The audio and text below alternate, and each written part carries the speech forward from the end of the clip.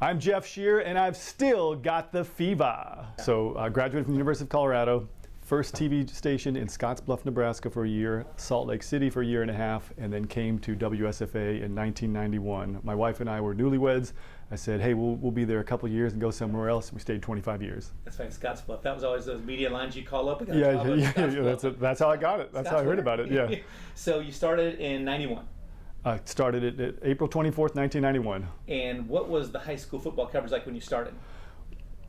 Phil Snow, the sports director, he was either traveling with Auburn or Friday was his off day because he was working on Sundays doing the coaches show. So I was able to expand our high school coverage, and we did that the first year in 1991 because we'd done that a good bit in Salt Lake City and in Scottsbluff. We figured, hey, let's go all in on this big community event. And so in 1991, we just asked for extra time. Maybe we got 4 minutes, and it was a Friday night in the fall. We could get 5 or 6 or 6.5. And then in 1992, we officially launched Friday Night Football Fever. And Jerome Bullet Hand was our sports reporter, photographer at the time. He's the one who suggested the name, and it stuck. And in 1992, we started with Friday Night Football Fever, and it was not quite what it became because then it was just an extra. It was a 2-block sports segment, and maybe we were getting a total of 8 or 9 minutes, and over time it grew to what it became.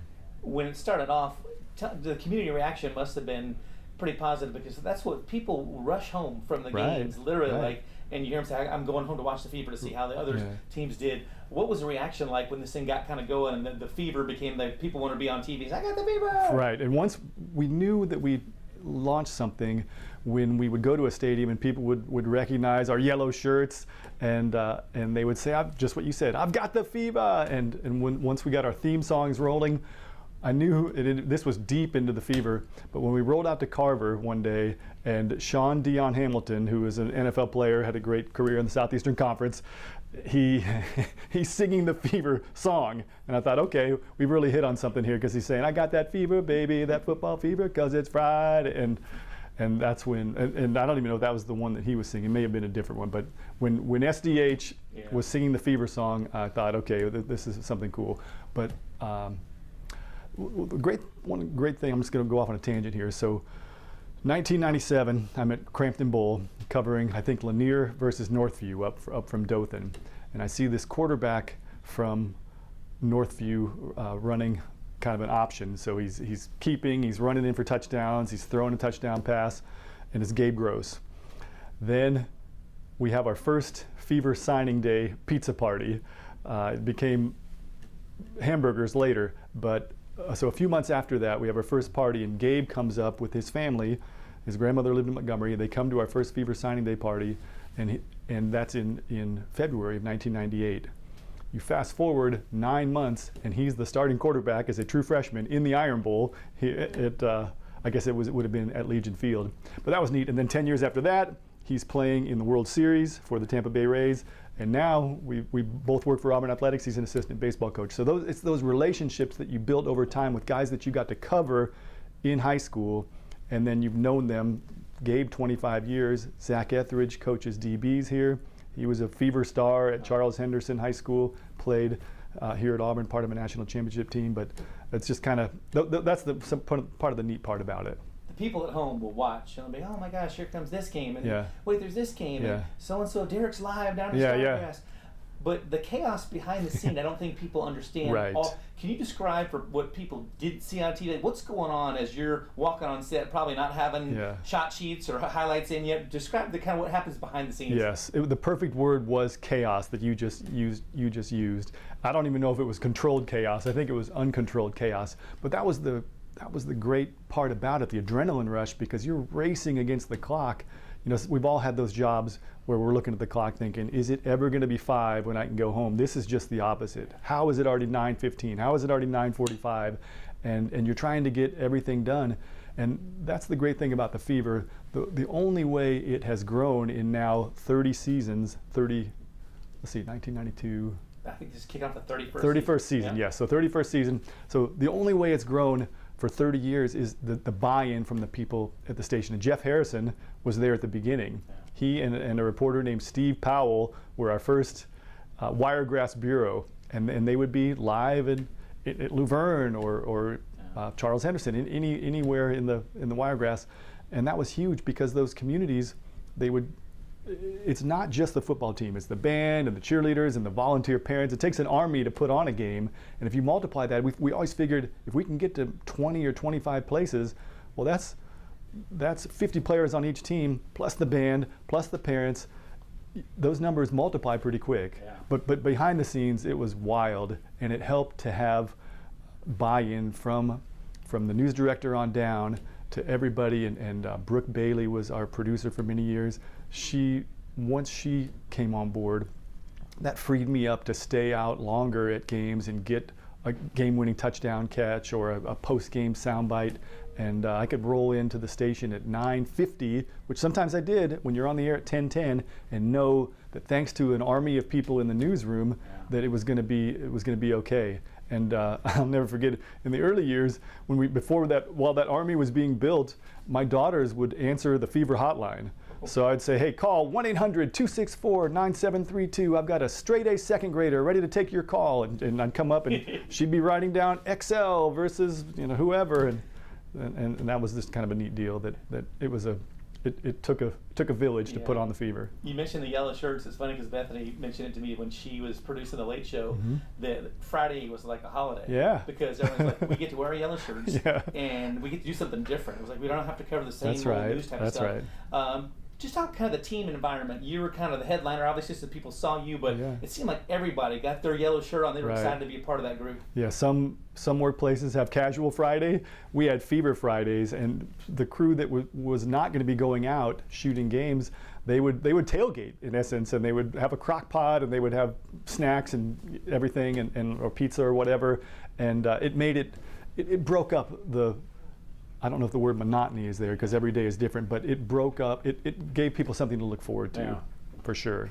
So we got, I think probably the first time that I can remember, 2 new sports people, same season. If Coach Shearer is giving a pregame pep talk to Rosie and Jamal, what's your words of advice and what's your speech as they approach in 2 days their first Fever together? That's right. Serve the viewers. Be there. It's about the kids. It's about the kids who are playing, and if you.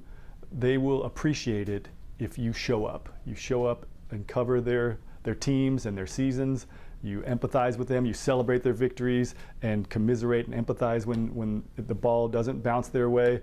They're going to appreciate that, and they will accept you and they will embrace you because this is a great community. And if they see that you are working and doing your best to be present and to be invested in their community, they'll tune in, they'll watch. You ever get to Friday night around 9:40, look at your watch and think, oh man, I got to cut some post game or something like that?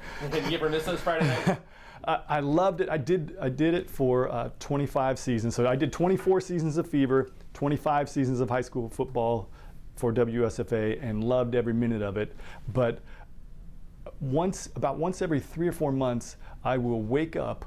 I'll have a dream where I'm doing just that. I'm racing inevitably I'm out of time. I'm trying to get to the set, and I don't get there before the light comes on. And you wake up and you never want to have that feeling again. Another thing, that this isn't Fever related, but I loved kicking off the season every year with something called Fever First and 10, and that's where I'd try to get to all 10 schools in Montgomery on their first day of practice, just to make that statement that, hey, we care about you, your team, we're going to be with you all season long. And so that meant starting at 7 a.m. at St. James, and then you're at Montgomery Academy and ACA, Lanier, Carver, and all of the above, and you try to race there and get all 10 of them into a 3-minute story by 6:20 on Monday night, and that was an annual race against the clock. But that kind of, at least the way I looked at it, that set the tone for the year that, hey, in the way that you're getting ready, we're getting ready too. Yeah. I got a question. You did it for so long. Maybe if you can even narrow it down to like 4 or 5 players that you were just like, wow, yes. I know I'm going to be seeing this person doing big things. Sure. Fever Stars. The first one was Fred Beasley. Was a great running back at Lee High School. The first 2 years I was there, 91 and 92, he was a sophomore and a junior and won state championships. So the Beezer was our first Fever star. He ended up playing here at Auburn, had a really good 4-year career, played many years in the National Football League. I think he made the Pro Bowl 1 year. So that's the great thing about relationships. I'll still see him now, and it takes me back 30 years to when he was the star of the Lee Generals. I do, the Bees. And then he was one. Jeremy Johnson was an outstanding high school football quarterback. Once the spread offense came in, in the early years, in the 90s, it was more of a running game. And if you had a good running back and good offensive line, and some programs are still that way, but once the spread kicked in, the teams that could throw it all over the yard were the ones who had success. And Jeremy was an incredible trigger man for Carver High School, just one of the best that I had ever seen. Tavares Jackson, the late great Tavares Jackson. Lanier was kind of down throughout much of the 90s. But when Tavares and Keldrick Williams, the Deuce was getting loose. Number 2, those two and some others, Billy Gresham, who went on to coach at Carver, Clayton Harris, Lanier had this core of players, but Keldrick and Tavares were great offensive weapons, and they elevated that program, and they both went on to, Tavares played in the NFL, Keldrick started out in the SEC, they both came back to ASU and did really well for the hometown Hornets. Tell me about the nicknames. You would get some great nicknames that you would come up with these players, and then they would stick around year after year. Just the ability to kind of have fun, because a lot of folks take themselves so seriously. Right. It seems like you've really brought some smiles just by having fun with the names in a positive way. Well, the nicknames in sports go way back to the Bambino and Joltin' Joe DiMaggio and Teddy Ballgame, the Red Grange, the Galloping Ghost.